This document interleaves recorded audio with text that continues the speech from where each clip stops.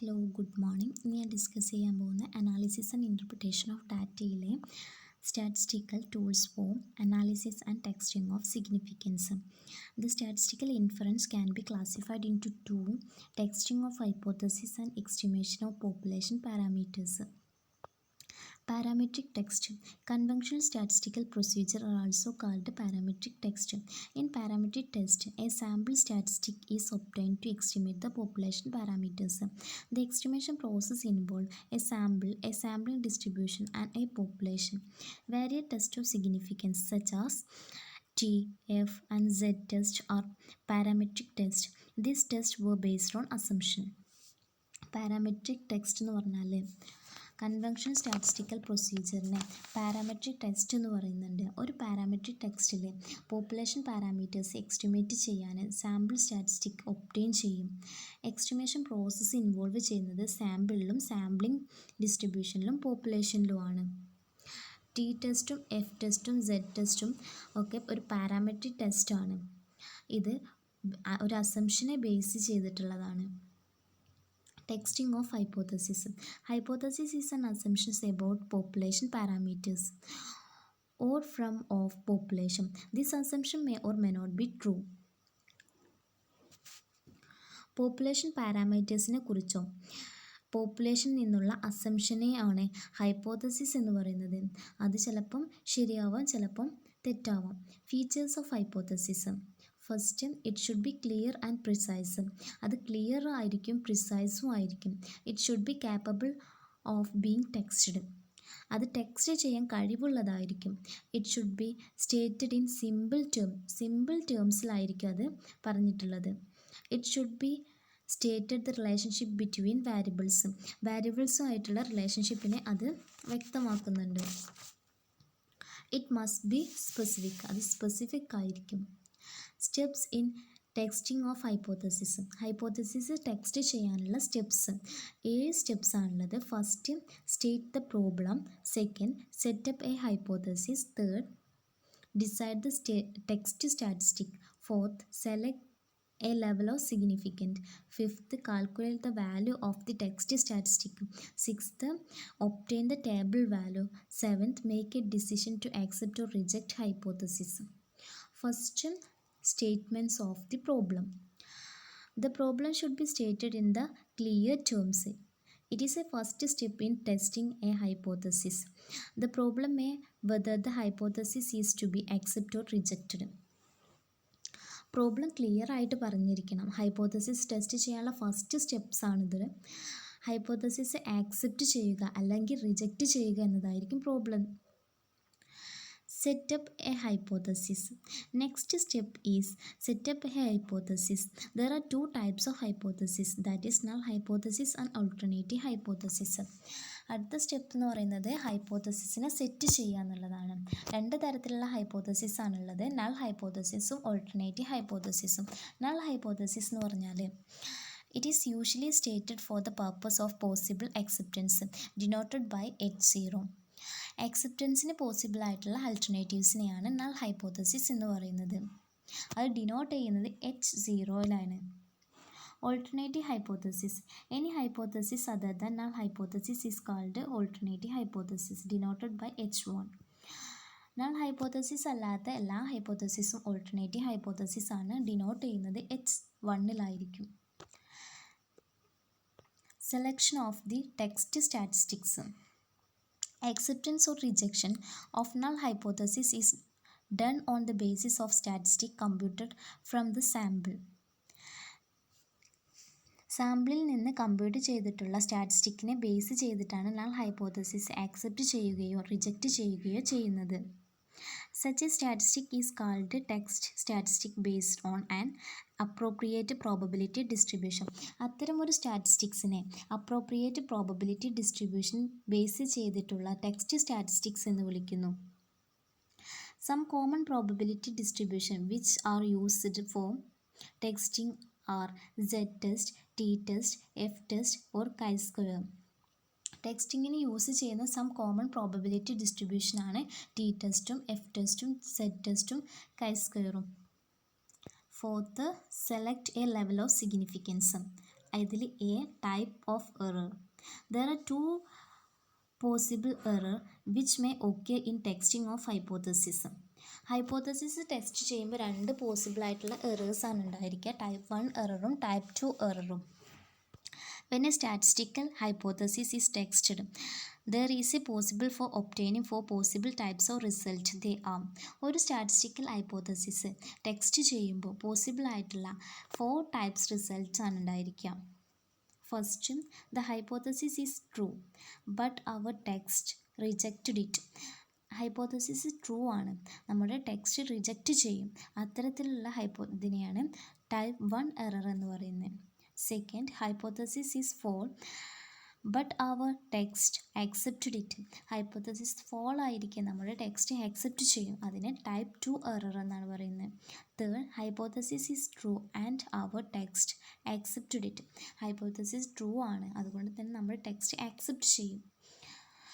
Fourth, hypothesis is false and our test rejected it. Hypothesis false ആയിരിക്കും, നമ്മുടെ test reject ചെയ്യുന്നത്. B. Level of significance. The maximum probability of making type 1 error mentioned in the text of hypothesis is called level of significance.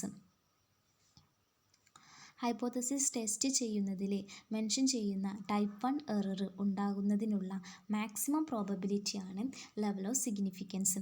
In general 5% level of significance or 1% level of significance is fixed in statistical text. Generally 5% level of സിഗ്നിഫിക്കൻസും 1% level of സിഗ്നിഫിക്കൻസും ആണ് statistical ടെക്സ്റ്റിൽ fix ചെയ്യുന്നത്.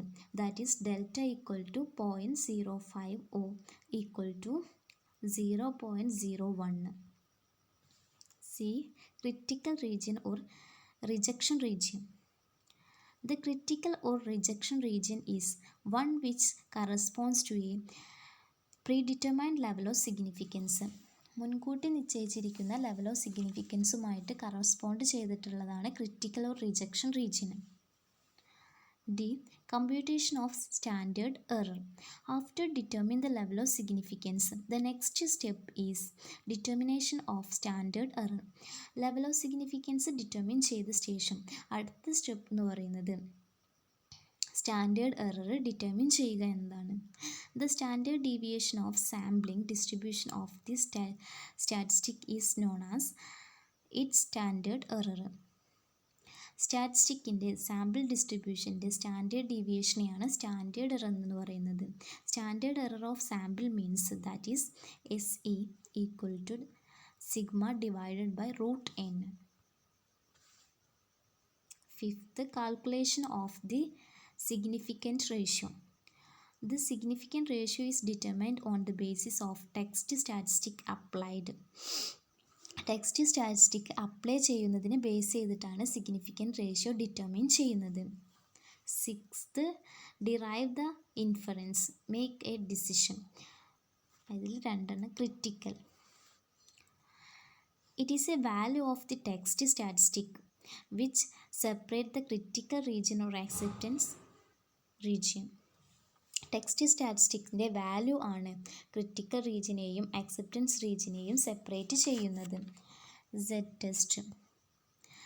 It is any statistical test for which the distribution of the text statistic under the null hypothesis can be approximated by normal distribution. ഇതൊരു statistical ടെക്സ്റ്റാണ്, അതിനാൽ null ഹൈപ്പോത്തസിസിൻ്റെ അണ്ടറിലുള്ള text സ്റ്റാറ്റിസ്റ്റിക്കിൻ്റെ ഡിസ്ട്രിബ്യൂഷനെ ഒരു normal ഡിസ്ട്രിബ്യൂഷനിലൂടെ കണക്കാക്കാം. Difference between large samples and small samples. A sample consist of more than 30 items. It is called large samples.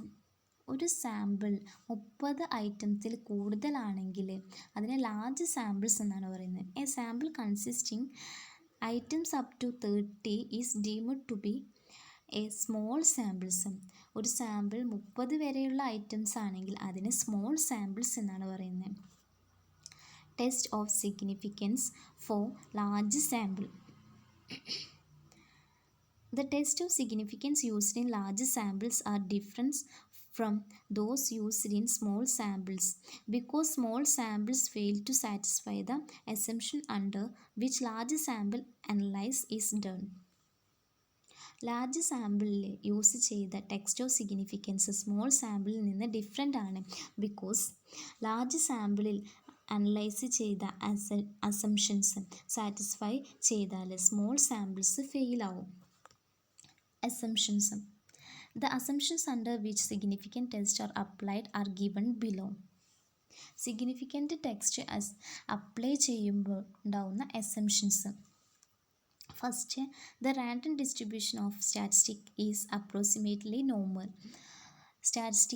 സ്റ്റാറ്റിസ്റ്റിക്സിൻ്റെ random distribution approximately normal ആയിരിക്കും. Second, sample value are close to parametric value. It can be used for analyze the absence of parameters value. Sample value close parameters value ആണ്.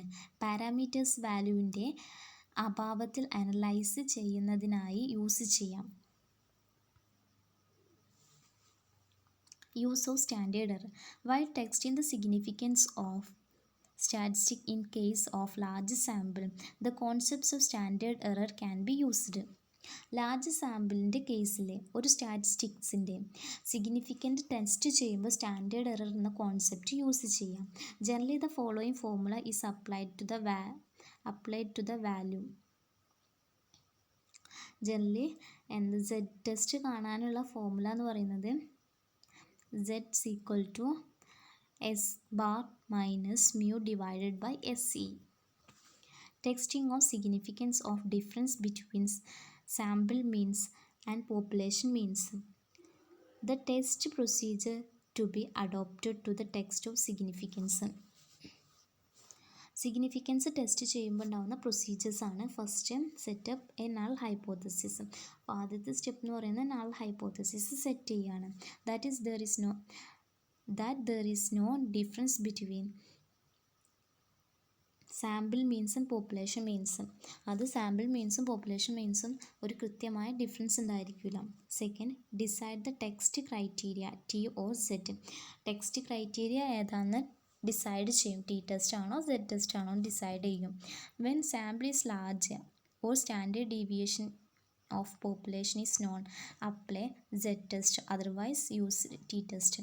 Sample ലാർജും ആണ്, standard ഡീവിയേഷനോ പോപ്പുലേഷനോ അറിയുകയും ചെയ്താൽ നമ്മൾ use ചെയ്യുന്നത് Z test ആയിരിക്കും. അല്ലാത്ത വർഷം നമ്മൾ യൂസ് ചെയ്യുന്നത് T ടെസ്റ്റ് ആയിരിക്കും. Calculate test statistics.